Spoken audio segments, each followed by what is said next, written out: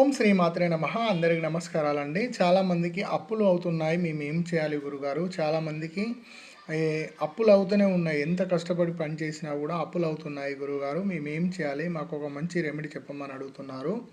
కాబట్టి ఇప్పుడు నేను చెప్పేది ప్రతి ఒక్కరు చేయవచ్చండి. ఇందులో ఎటువంటి సందేహం లేదు. కాబట్టి మీరేం చేయాలంటే బుధవారం రోజు మీరేం చేయాలంటే మీరు స్పటికని తీసుకొచ్చుకోండి. 4, 5 ముక్కలు స్పటికే. ఇంత స్పటికే తీసుకొచ్చుకోండి. ఒక అర కేజీ అది మీ ఇంట్లో పెట్టుకోండి. అలా మీరేంటంటే కొన్ని ఒక 2, 3 ముక్కలు మీరు తీసుకొని పలగొట్టి తీసుకొని ఇలా లెఫ్ట్ హ్యాండ్ పట్టుకొని మీరేం చేయాలంటే ఒక 7 సార్లు అది తిప్పి మీరు రావి చెట్టు కాడికి వెళ్ళి రావి చెట్టు కాడ కొంచెం ముందు అక్కడ మీరు వేసేయండి. కొంచెం వేసి అక్కడ ఒక రౌతు వాటి మీద పెట్టి మీరు వచ్చేయండి. ఇలా మీరు బుధారం చేస్తూ ఉండండి. మీకు ఏదో విధానంగా తొందరగా మీ అప్పులు మొత్తం తీరుతాయి.